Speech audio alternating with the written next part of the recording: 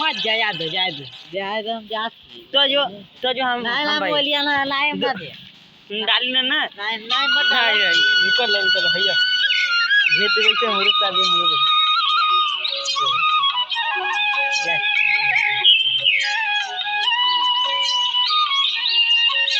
डालेगा नहीं डाल दिया भैया बनाओ वीडियो में भैया एक छोटे से गांव में हरीश अपनी पत्नी कविता और 2 छोटी बेटियों के साथ रहता था। हरीश भाड़े पर रिक्शा चलाया करता था। रिक्शे का मालिक बहुत कंजूस था, रोज का किराया पूरा लेता, चाहे हरीश ने दिन भर में कुछ भी कमाया हो। कड़ाके की ठंड के मौसम में भी हरीश सुबह से शाम तक ठिठुरते हुए रिक्शा चलाता था। कम कमाई के कारण उसके घर में दिन में बस एक बार ही खाना बन पाता। कई बार हरीश खुद सूखी रोटी खाकर रह जाता ताकि उसकी पत्नी और बेटियों का पेट भर सके। एक ठंडी शाम ठंडी हवा झोपड़ी के अंदर तक घुस रही थी। तभी हरीश की पत्नी कविता बोली, देखो जी, ठंड कितनी बढ़ गई है, बच्चों को ठीक से ओढ़ाने के लिए भी दूसरी रजाई नहीं है। हाँ, सुबह रिक्शा चलाते चलाते हाथ सुन्न हो गए थे, मगर क्या करें, किराया तो मालिक पूरा ही ले लेता है। आज तुमने खुद फिर बस सूखी रोटी ही खाई है ना? अरे मैं तो ठीक हूँ, बच्चों का पेट भर जाए बस वही काफी है। इनके लिए ही तो सब सह रहे हैं। देखो कितनी सुकून से सो रही हैं। भगवान करे इनकी जिंदगी हमसे बेहतर हो। पर कब तक ऐसे चलेगा जी? हर दिन यही चिंता, यही ठंड, यही कमी। काश कभी ऐसा दिन आए जब इन्हें ठंड में यूं कांपना न पड़े जी। आएगा कविता, जरूर आएगा। जब तक सांस है मेहनत करता रहूंगा, बस तुम हिम्मत मत हारना।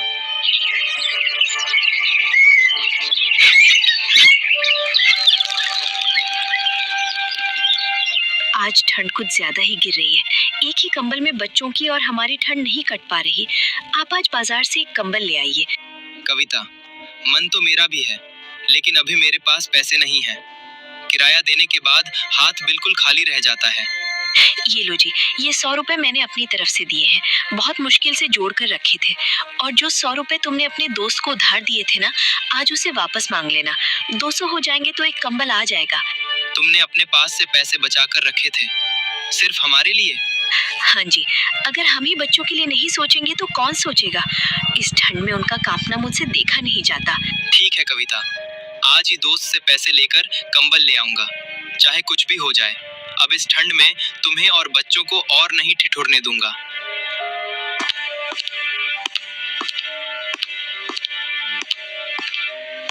हरीश अपने 100 रुपये लेने के लिए मदन के घर जाता है।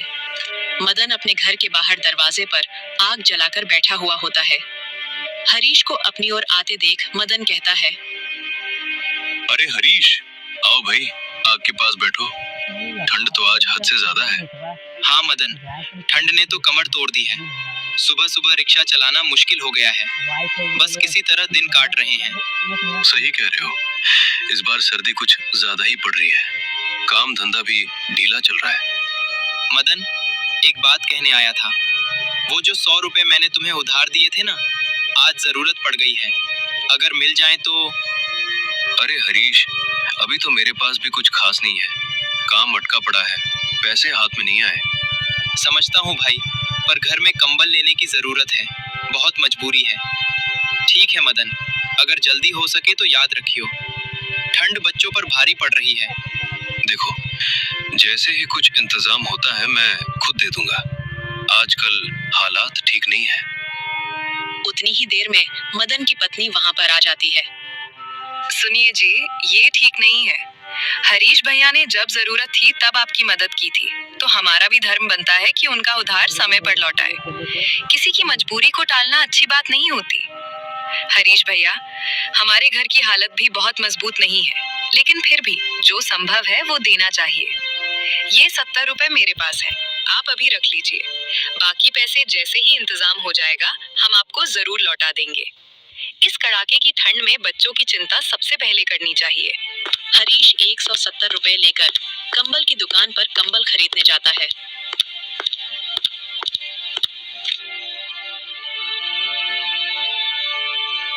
क्या चाहिए तुम्हें?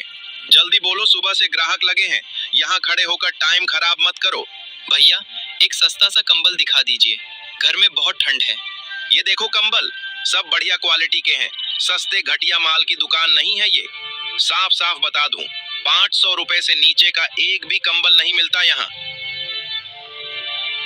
भैया मेरे पास अभी सिर्फ 170 रुपए हैं, अगर उसी में कोई कंबल मिल जाए तो। क्या कहा, 170 रुपए? अरे भाई, इतने में तो आजकल ढंग की चादर भी नहीं आती। कंबल की दुकान है ये, दान खाना नहीं। अगर पैसे नहीं है तो यहाँ क्यों आ जाते हो? हर रोज ऐसे लोग आ जाते हैं, थोड़े पैसे दिखाकर पूरा सामान मांगते हैं। समझ गया भैया, बच्चों के लिए ही देख रहा था। सड़क किनारे फुटपाथ देखो, वहाँ शायद कुछ मिल जाए।